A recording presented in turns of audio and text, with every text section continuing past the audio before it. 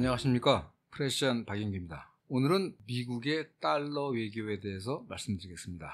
1901년에 윌리엄 맥킨리 대통령이 암살을 당한 후에 1901년부터 1921년까지 3명의 대통령이 있었습니다. 1909년까지는 시어도어 루즈벨트, 1909년에서 13년까지는 윌리엄 태프트 대통령, 공화당이죠. 그리고 이제 1913년부터 1921년까지는 윌슨 대통령이 있었는데, 보통 이제 시어도어 루즈벨트 대통령의 외교를 몽둥이 외교라고 합니다. 왜 그런 말이 나왔냐면, 외교를 할 때 말은 부드럽게 하되 커다란 몽둥이가 있어야 된다. Speak softly with big stick. 이래서 이제 몽둥이 외교란 말이 나오는데, 아시아에 대해서는 대체로 Speak softly, 조용하게 얘기했고, 중미 지역과 카리브 지역에 대해서 몽둥이를 휘둘렀다.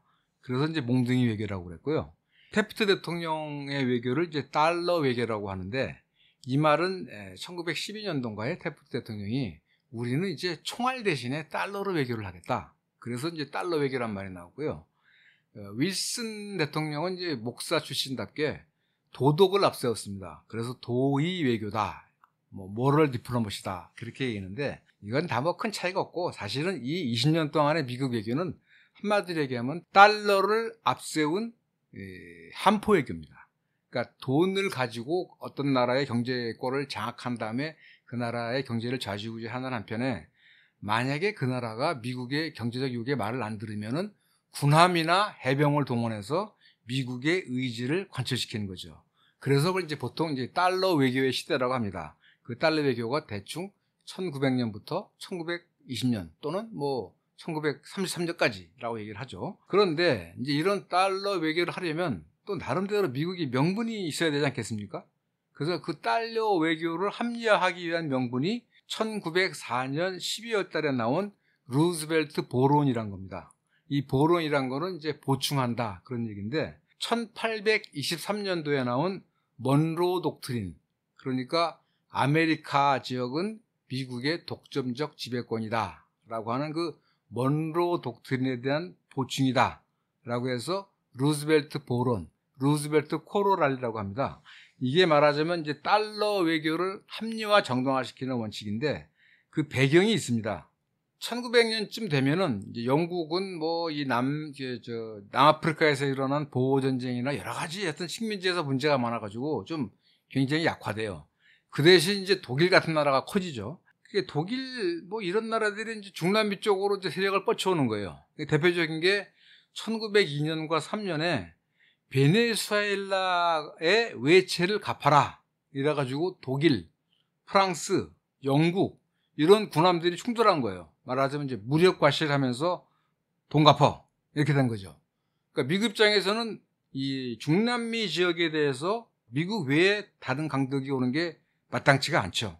그래서 미국이 강력 대응해서 일단 돌려보냈습니다. 그러나 계속 이제 이 중남미 지역 국가들이 미국뿐만 아니라 1900년대까지는 사실은 미국이 자체 자금이 많지 않았기 때문에 유럽 국가들에서 외채를 많이 썼거든요. 그러면 이제 유럽 국가들이 계속 중남미 지역에 대해서 간섭을 해올 텐데, 이 유럽 국가들의 중남미에 대한 경제 침투를 어떻게 막을 것인가, 이게 이제 하나의 과제로 등장을 했죠. 이어서 1904년도에 그 도미니카, 그 당시에는 이제 산토 도밍고라고 불렀는데, 도미니카의 재정이 붕괴됐어요. 여기도 이제 프랑스, 독일 이렇게 여기서 이제 외채를 꼬았는데 갚을 수가 없게 된 거죠. 그러니까 카를로스 모랄레스 그 대통령이 미국에 대해서 미국의 합병에 반대하지 않는다. 그러니까 미국이 우리 도미니카를 먹어줘, 이렇게 제안을 한 거예요. 실제로 1870년에도 이 도미니카는 합병을 요청했어요. 그러니까 미국이 잘 사는 나라니까 우리가 거기 들어가면 잘 살지 않겠느냐 했는데, 그 당시에 미국 위에서 반대해서 안 됐죠. 이번에는 이제 시어도어 루즈벨트 대통령한테 합병을 요청하니까, 시어도어 루즈벨트 대통령 입장에서도 필리핀에서 이미 그 엄청난 그 살육전을 벌였기 때문에 골치가 아파가지고 쿠바식 모델을 적용하자. 그러니까 정치적 주권은 놔두되 도미니카 재정에 대한 통제권만 가지자, 이렇게 이제 합의를 합니다. 그 대신에 그러니까 쉽게 말하면 어떻게 하는 거냐면 미국이 도미니카 세관에 대한 통제권을 갖는 거예요. 그럼 세관에서 관세가 들어올 거 아닙니까? 그 중에서 미국이 빌려준 돈, 또 여러 가지 비용 이걸 공제하고 남은 거를 도미니카 정부에게 주는 거예요.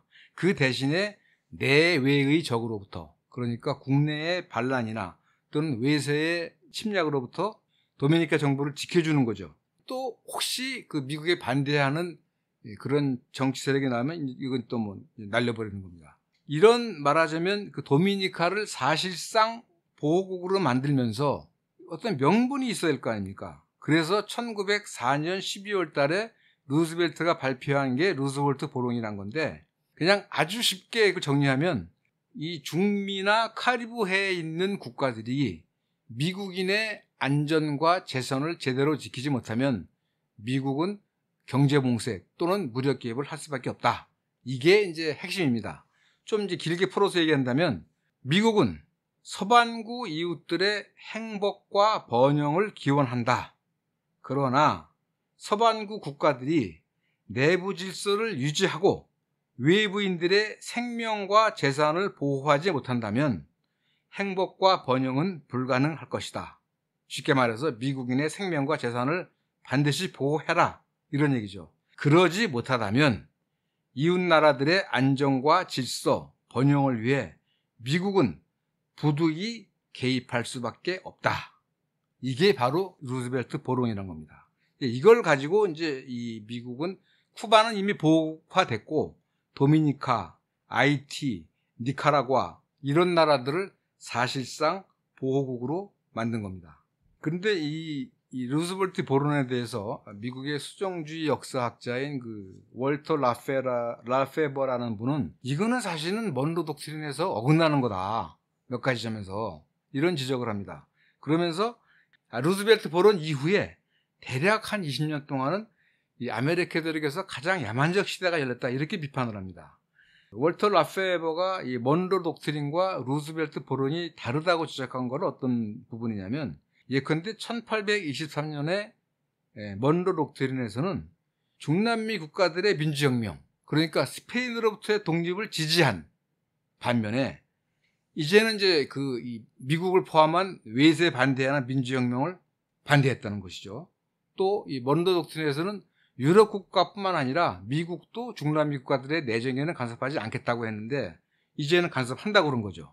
또 이제 중요한 거는 교역과 투자 입장에서 그 전까지는 상대 국가들의 관례나 사정을 존중해 준 반면에 루즈벨트 보론 이후에는 미국의 입장만을 관철했다는 것이죠.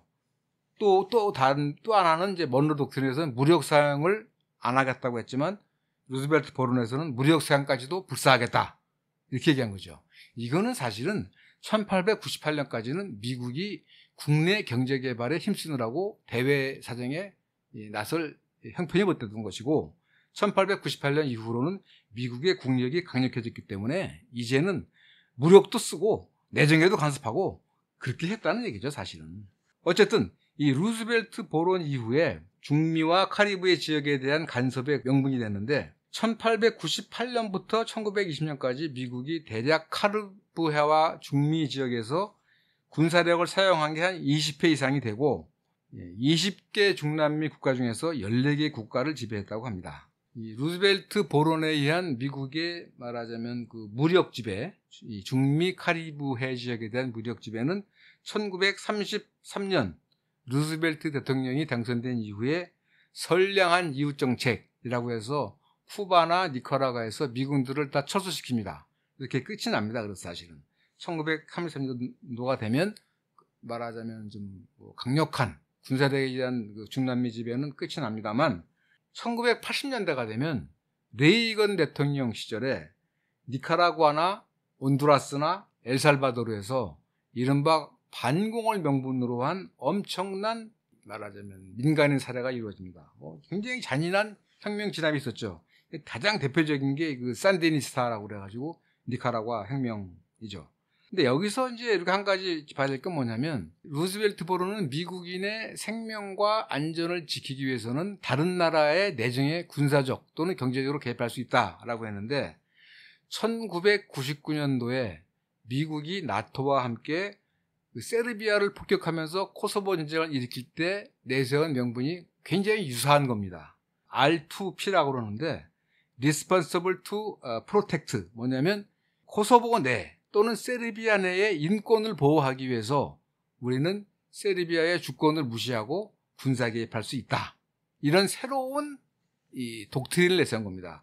이후에 2011년 리비아의 까다피 정권을 무너뜨리고 또 시리아에 개입한 그 명분이 바로 이 인도주의적 개입이라는 겁니다.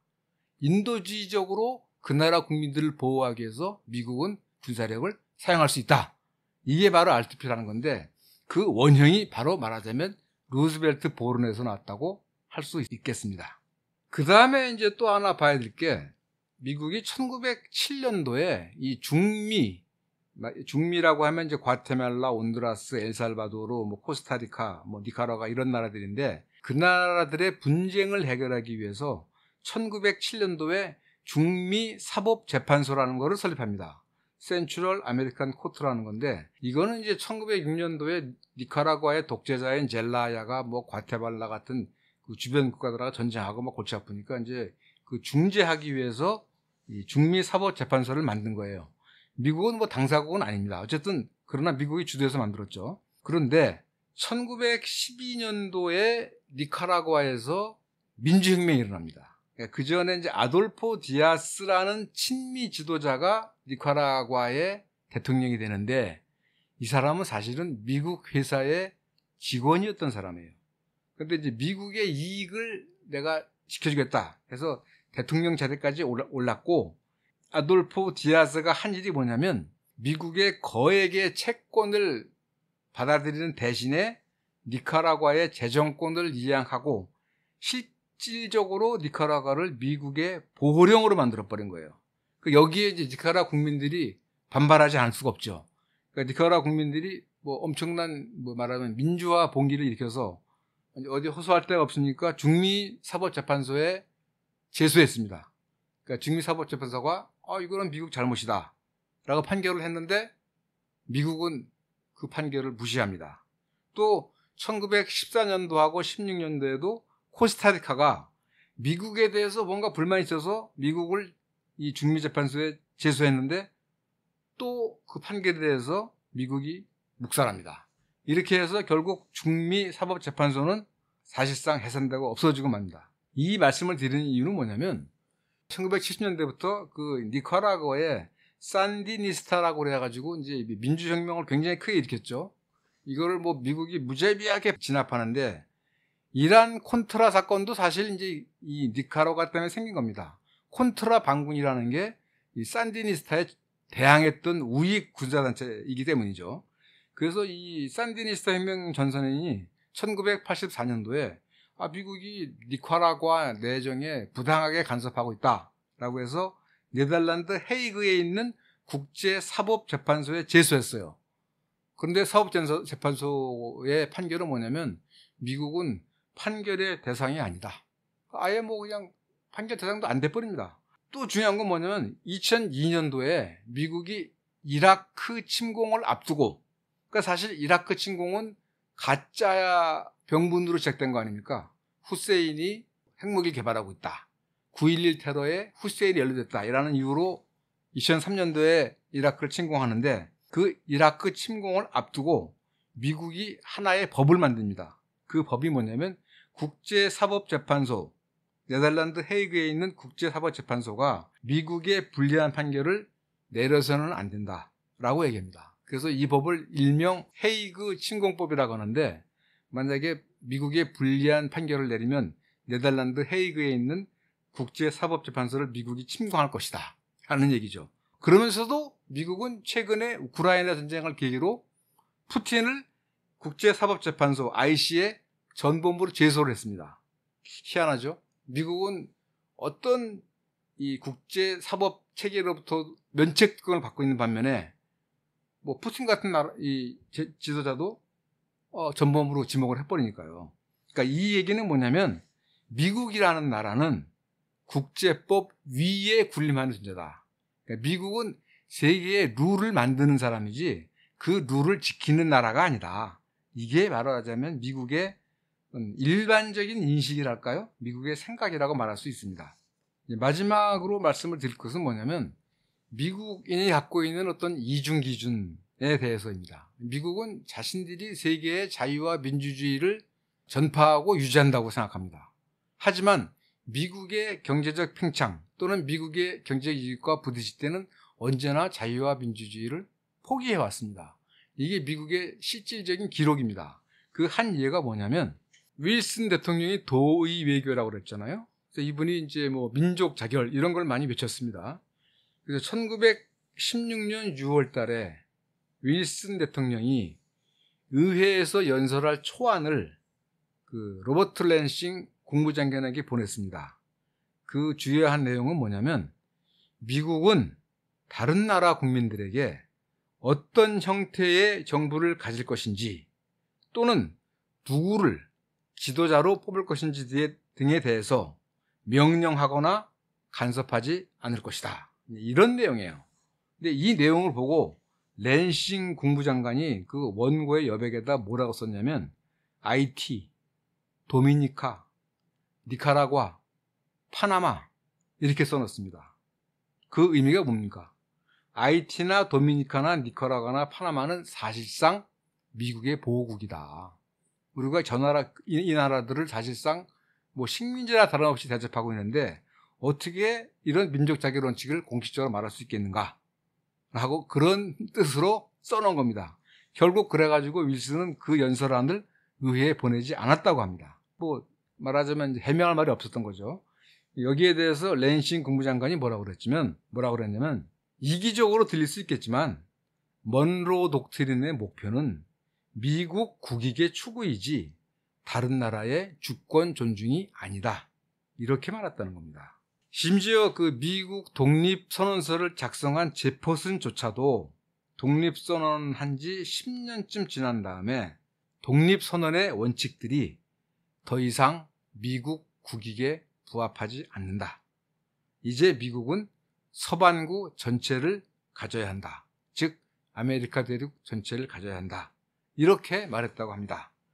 다시 말해서 민족 자결의 원칙과 미국 경제의 해외 팽창이 서로 대립하면 언제나 후자를 선택해왔던 게 미국 외교의 진실이라는 얘기죠. 하지만 아직도 미국인들은 자신들이 세계의 민주주의와 인권을 위해 활동한다고 굳게 믿고 있습니다. 우크라이나 전쟁에 대해서도 이러한 생각들이 아직도 굳건하게 자리 잡고 있죠. 이것을 말하자면 미국의 이중 기준 또는 뭐 위선이라고 말할 수 있겠습니다. 어쨌든 이렇게 해서 미국은 자신들의 이익을 추구하면서 그러나 대외적으로는 우리는 세계의 자유와 민주주의를 수호하는 모범국가다. 이런 자기 기만 또는 위선 속에서 세계를 경영해 왔다고 볼 수 있습니다. 그리고 일어난 제1차 대전에서 미국은 영국이나 프랑스와 같은 연합국들의 엄청나게 많은 군자금과 무기를 대주면서 세계 최대의 채권국으로 떠오릅니다. 그리고 이때부터 미국이 세계의 운명을 좌지할 수 있는 강국의 지위에 올라서죠.